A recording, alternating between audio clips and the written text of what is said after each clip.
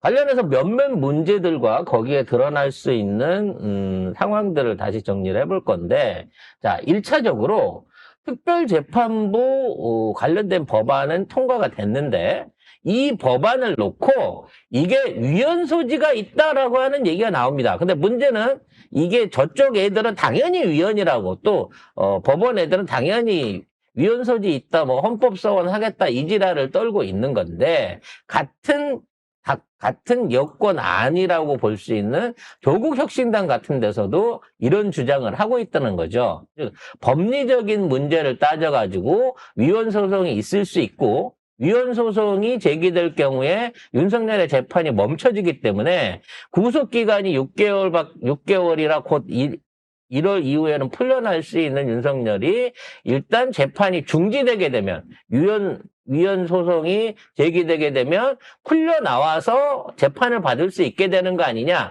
이 걱정들이 있단 말이에요. 그래서 이 부분을 해소하는데 민주당 측에서 그에 대한 몇몇 대안을 내놓고 있습니다. 먼저 추미애 법사위원장, 오늘 조만간 사퇴하시겠다고 속보가 나오기도 했습니다만, 또 아니라고.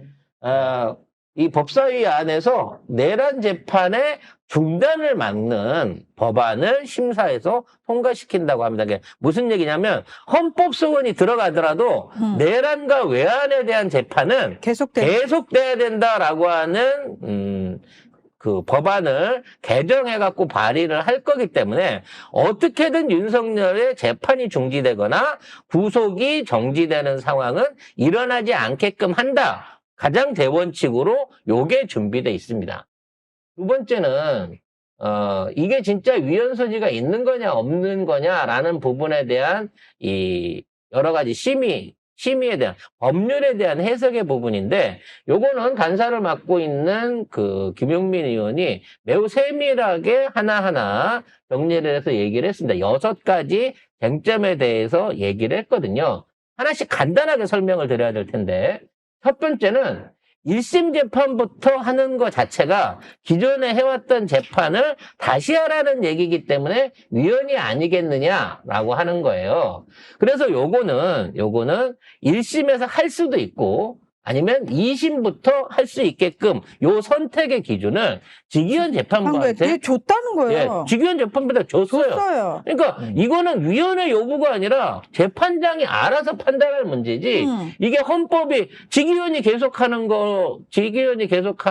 합헌이고 이거를 갖다 직위원이 포기하면 위헌이다. 이런 식으로 주장할 수 없다는 겁니다. 그래서 직위원이 계속한다 그러면 1심 마무리 짓고 2심부터 특별재판부를 가는 거고요. 직위원이 하기 싫다.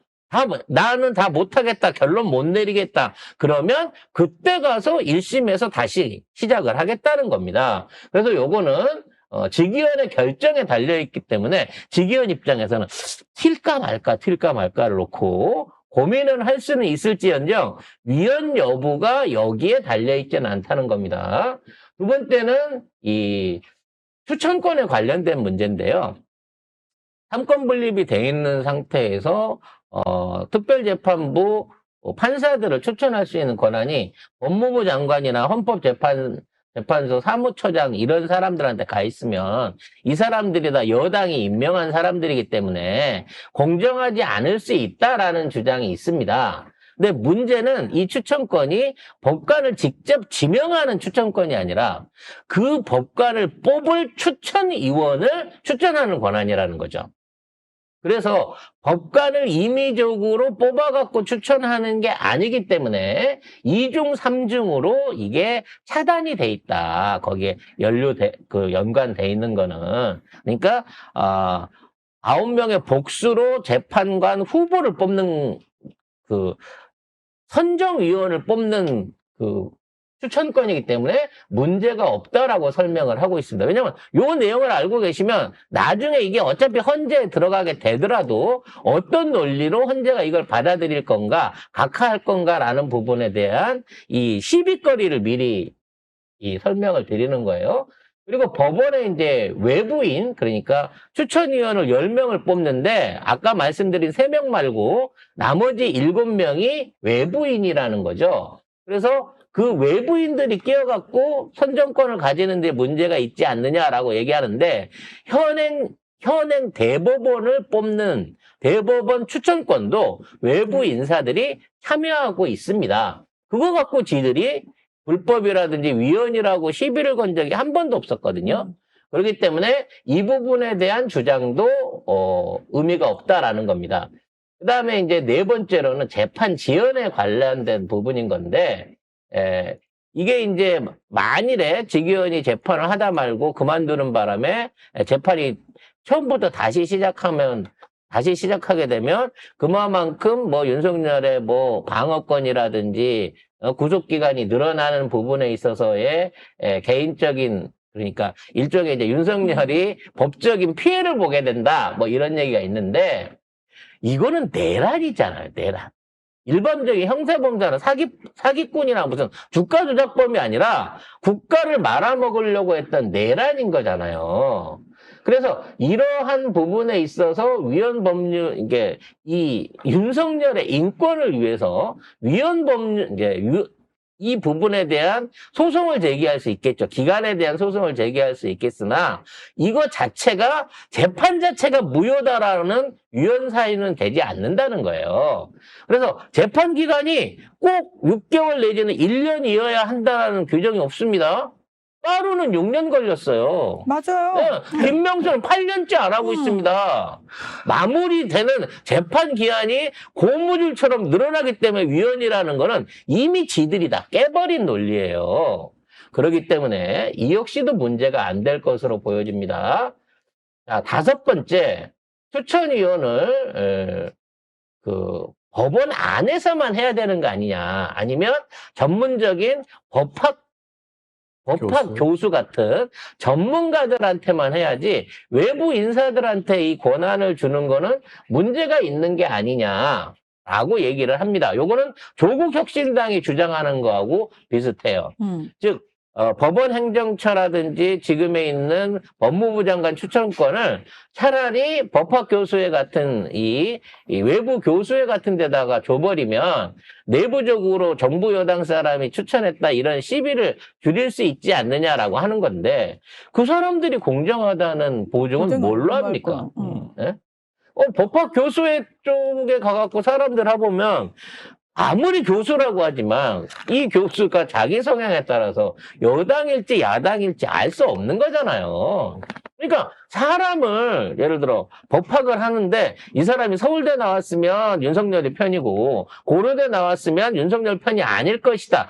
어떤 기준 안에서도 법학 전문가들의 판단이 어느 쪽으로 쏠릴 수 있다 없다, 무조건 공정하다, 또는 현역이라야 된다, 현역이 아니라야 된다는 거는 큰 의미가 없다는 거예요. 즉 정치적 중립성이 중요한 제그 정치적 중립성을 지키기 위해서 실무, 현업에 있는 사람들의 영향력을 최대한 제한하기 위해서 간접적으로 추천인단을 뽑는 거기 때문에 그 부분에 대한 거는 애초에 추천인단을 줬던, 전에도 얘기했지만 대법원장이 됐던 뭐 이런 그 외부 추천위원회나 변협 이런 쪽에서 그동안 특검이나 이런 사람들을 추천할 수 있는 권한을 줬던 거와 마찬가지로 제도적인 절차인 것 뿐이지, 왜 교수회한테 맡겼다 그래갖고 이게 공정하게 처리되고 교수회에 맡기는 행위가 있다 없다가 위헌 여부를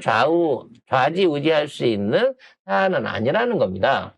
마지막으로 무작위 배당에 대한 얘기를 하는데, 내란 재판부라고 하는 게 한 가지만 갖고 하는 게 아니에요. 그러니까 내란 재판부 하나를 딱 만들어 갖고 여기에서 윤석열부터 김건희까지 뭐 전부 다 내란 관련된 재판 다 한다, 이렇게 되면 선택의 여지가 없을 수 있겠지만, 내란 재판부 자체도 최소 2개 이상의 재판부를 나눠가지고 그 안에서 배당하도록 법적인 조치를 취해놨습니다. 즉 하나의 내란 특별 재판부가 생기는 게 아니라 최소 복수 이상의 내란 재판부가 생겨가지고 지금 있는 내란을 나눠서 맡을 거예요. 지금 내란 사범이 몇 명이에요? 너무 네, 많아요. 어마어마하게 많아요, 지금. 직위원 혼자서 8명을 지금 혼자서 하고 있어.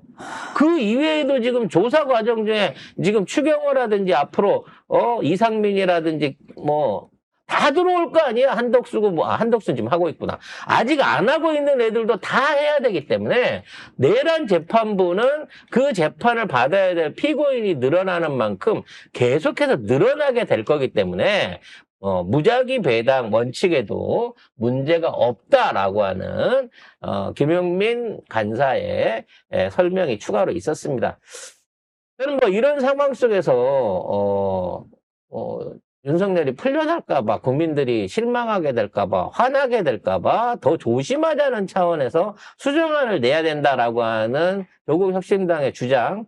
50%는 일리가 있고 50%는 조금 지네들이 뭔가 자기들의 우리가 수정안 내갖고 우리 수정안으로 통과됐어. 이런 식으로 숟가락 얹기가 있는 건 아닌가. 저는 개인적으로 50대 50 정도의 비중을 갖고 이걸 봅니다만 중요한 건 행사를 하라는 거예요, 이걸. 우상호 같은 놈이 외부에다가 익명으로 인터뷰하고 흔드는 걸로 해갖고 마치 청와대와 지금 민주당 간에 알력이 있는 것처럼 또는 정청래와 이재명 대통령 사이에 뭔가 충돌이 있는 것처럼 이렇게 생각하면 안 된다는 겁니다.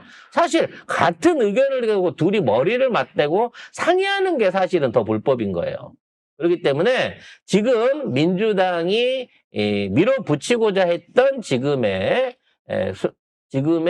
법안들을 자체를 그대로 밀어붙이고 보완할 수 있는 거는 보완해 가면서 하면 됩니다. 이미 윤석열 관련해서 구속기간 6개월에서 1년으로 늘리기로 늘렸죠. 했고요. 아까 추미애 법사위원장이 무조건 내란 외환죄에 대한 재판은 중지 없이 간다는 거 보완했고요. 나머지 이 부분들에 대한 국짐 쪽이나 윤석열 측의 헌법 소원이 있다고 하더라도 지금의 헌법재판소라고 하면 이거를 3개월, 6개월씩 끌지 않고 바로 각하를 시키거나 바로 결정을 내려가지고 판정을 해줄 것으로 기대를 하고 있습니다.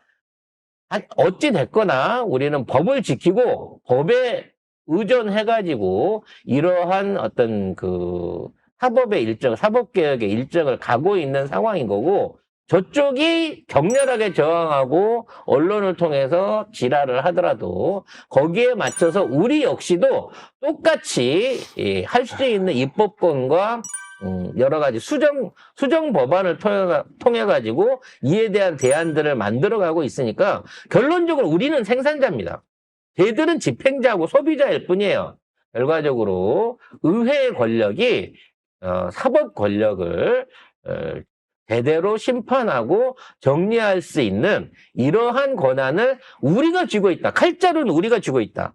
다만 그동안 이걸 휘두르려고 하는데 옆에서 못 휘두르게 막고 있는 이 세력들, 도대체 얘네들이 누구랑 손을 잡고 누구의 이익을 위해서 이런 내부 안에서의 반란짓거리를 하고 있는지 모르겠지만 하나하나 나중에 발본색원 해가지고 하나씩 둘씩 다 처리해서 정리하게 될 것으로 생각을 합니다.